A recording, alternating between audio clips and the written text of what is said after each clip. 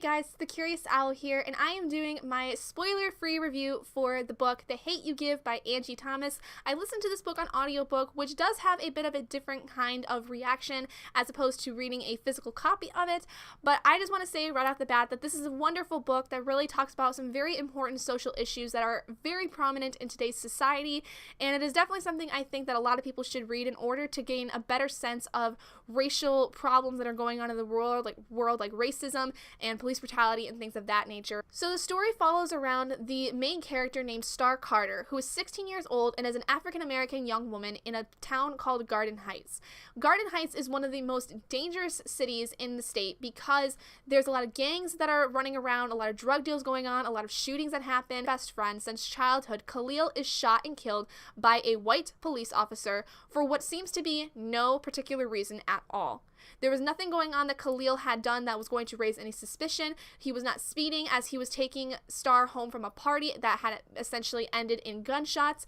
He basically was just taking her home, and for some reason the cop thought it was okay for him to shoot Khalil and end up killing him. So the story really follows around Star's grief and how she's trying to process Khalil's death, along with a lot of focus on police brutality from cops on African-American individuals and other people of color, and it follows a lot of the idea of racism and how it is incredibly rampant and how sometimes people that you feel are incredibly close to you may have racist thoughts that may change the way that you view them, and it really alters your relationship with that person as you may not have known their racist thoughts before. So as I've said, this novel deals with some very heavy things such as death, racism, prejudice, and it also deals with a lot of violent activities. There's gunshots that go off at the party that Star is first at in the very beginning of the novel, as well as Khalil's death is very graphic and is very hard to digest. There's just a lot of violence, but it's violence that I feel is necessary because it is things that actually happen in real life. This entire novel is filled with very real life scenarios that seem very plausible in today's society, especially for this particular subgroup of people. The African American community is very much targeted by all kinds of police enforcement as they are typically racially profiled into being bad people or being people that are doing bad things when that's not necessarily the case. This novel talks a lot about that as far as how not every person that is of the African American community or is a person of color is inherently bad as many bad cops would assume them to be. Just because somebody has a particular skin color means nothing to their personality or the things that they actually do, and I love that this novel really raises that point because even today, when there's been so much progress in terms of racial equality and just the less amount of racism that there was 50 years ago, there is still a lot of racism that goes on in society today because there is so much profiling when it comes to different races and the things that we have seen happen in these kinds of races that people still think are rampant today when it's not exactly the case. Not every person who is in the African American community is a drug dealer or is in a gang.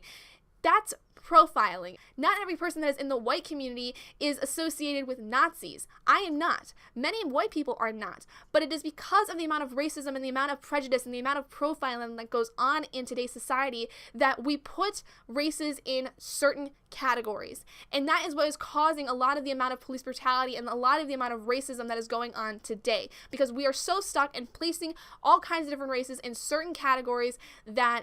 if people are outliers of that, they're almost seen as not really a part of that type of race. And there's a whole other point in the novel that raises this idea that just because somebody is African American or is a person of color and may or may not have been a drug dealer or a person in a gang that they deserved to die because they were just a bad person anyway. There is no reason for this to even be a conception of thought, because just because a person does something bad doesn't ultimately mean they deserve to die, because more than likely they aren't actually doing what you think they are doing. You are just profiling them into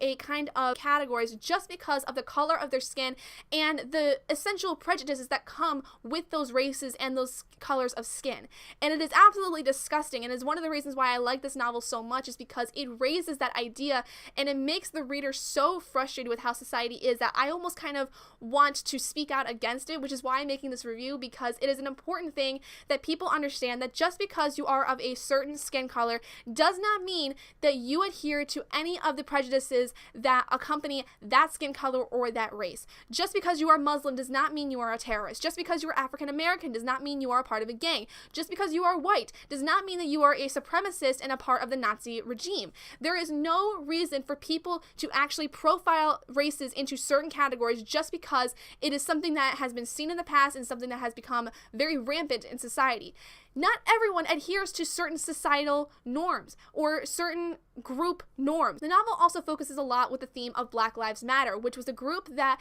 basically was created because of the amount of police brutality that is targeted towards the African American community. Because especially in the last 10 years, there have been so many children and so many adults who have been of the African American community or a person of color that has been attacked and essentially killed by a police officer because they were seen as a threat when they were never armed, they were not an actual threat, but they were profiled by those cops and actually attacked because they were afraid that they were going to do something that they weren't actually going to do. It's not pushing an agenda for Black Lives Matter or saying that you need to be a part of it. It is more or less talking about what exactly is the stance of people that are involved with Black Lives Matter, which is important because a lot of people who I think are against Black Lives Matter really don't understand what their intent is, what they are trying to do, and what they are trying to accomplish. Where Angie Thomas's novel is really a good example of what exactly Black Lives Matter is all about and why they are so set in trying to make things better for the African American community and other people of color. It also raises a lot of frustration with the police force and the amount of media attention that things of this nature receive. For instance, there's a scene in The Hate U Give where Star is actually talking to police officers and giving her account of what exactly happened. And just like in today's society, they can be misconstrued and they can be taken in ways that was never the intention of the person telling the story, but because the media is so focused on pushing a certain agenda and the police have their own agenda in terms of protecting their agents and protecting their officers,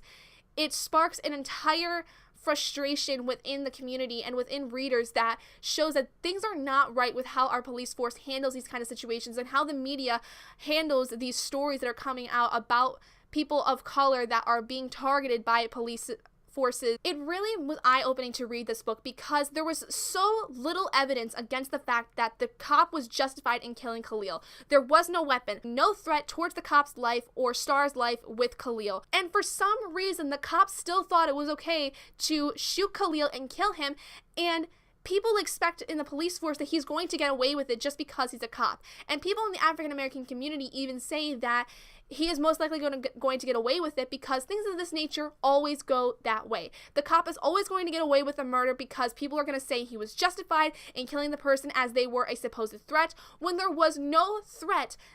in any way in the actual scenario. And Star is the only person who knows the real story of what happened because she was there watching her best friend since childhood die in her arms. And it is the most heartbreaking thing to read because I remember actually when I had gotten to that part in the story in the very beginning, the second chapter of this book, I was walking to class and I burst into tears in the middle of the sidewalk when I got to that part because it was so heart-wrenching to hear Star talk about, watching her friend die and having the cop continue to hold a gun on her thinking she was a threat when all she was doing was just holding on to her friend, hoping and praying to God that he was going to survive and he was going to live. As for the narration of the actual piece, getting away from all of the topics that it talks about, the narration by Bonnie Turpin was absolutely amazing. She did an amazing job with this because she gave voices to every single character that was involved. All of the voices were very much reminiscent of what I would expect from the different types of characters and how they would actually speak, and she just did an amazing job with really providing good diction for each individual character as well as Star, who was the actual narrator of the story. She really gave each individual character personality, and it made the story so much more enjoyable as I was listening to it because it didn't just seem like the same person giving the same exact voice for every single character. She distinctly gave certain voices for each character that made it so much more enjoyable and gave it so much more life in my head that I enjoyed the story so much more. There's also this really wonderful family dynamic that is brought in throughout the story with Star's family. The amount of love that is between her and her parents is unfathomable, and especially in a time where Star is really hurting and everyone is angry and frustrated, Her family is really the one thing that keeps her centered the most. Her mom and dad are so invested in her well-being, and they are so invested in her trying to speak out against the injustice that Khalil was given. And it was so wonderful to see the amount of humor that her family was given in order to help ease the pain and ease through the grief. They are also incredibly overprotective of Star, especially once things really start to get out of hand in Garden Heights after people realize what has gone on with the case of Khalil. And it's just so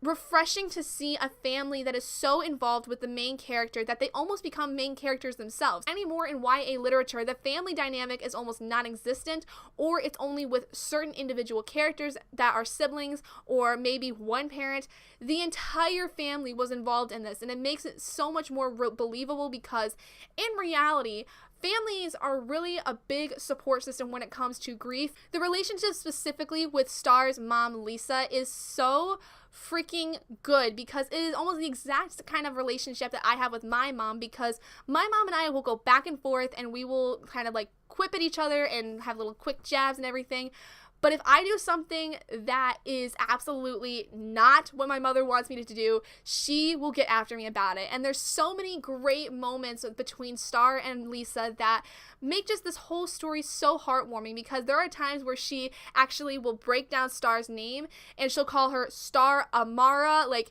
when she gets pissed at her. And the amount of detail that goes into even just the conversations between Star and her mother and Star and her father are so interesting, because it really delves into the personality of these individual characters and gives them so much more life and so much more roundness, as opposed to being just stationary characters and almost like NPCs in a way. They are much more involved in the story than I would have expected, but I'm so glad that Angie Thomas really incorporated that, because it brings so much more life to the overall story and really brings a lot of love for this family that I think would have been missing if it had not been a part of it. But there you guys go. That is my spoiler-free review of The Hate U Give by Angie Thomas. A lot of very heavy topics that went into this novel, but it was overall one of the most amazing stories I had ever heard, and I was so glad to be able to read it because I'd heard so much good hype about this book, and I'm so glad that I finally got to read it because it has definitely lived up to the hype that it was given. It was so thought-provoking and so eye-opening for me as a white privileged female that I didn't realize how bad the African American community really had until I listened to this novel. And I will never look at society the same way again, because I knew of the amount of police brutality that was going on. I didn't know exactly how bad it would have been for a person that had gone through the grieving process of losing someone because of police brutality. And so it really opened my eyes to a whole new thing that I never would have noticed otherwise. And so this novel has really opened my eyes to a society that is much darker than I had ever expected. And I thought it was pretty dark before even going into this novel. But basically, my review of this is that I gave this novel 5 out of 5 stars, as it so rightly deserves, because it was so fascinating and so well put together, and it was so amazing with the family dynamic and the amount of diction that was given to each individual character, and just the topics themselves were topics that really a lot of young adult readers need to learn about and need to be able to understand in order to go into society with an open mind and understanding that things are not all unicorns and rainbows anymore. It never has been and never will be until we find a way to stop the amount of racism and prejudice that goes on in the world. But unfortunately, we live in a time and will continue to live in a time where people are going to have preconceived notions of people other than themselves, and there is nothing we can really do to stop that. So anyway, let me know if you guys have read this book yourself or listened to the audiobook, and leave a comment down below telling me what you thought of it. What were some things that you really took away from the novel, because there was a lot that I obviously took away from it. But if you guys did enjoy this review, please do give it a big thumbs up, and if you're not already and you'd like to be, hit that button down below and subscribe to become an owlet in our flock, and I will see all of you guys in my next video. Bye guys!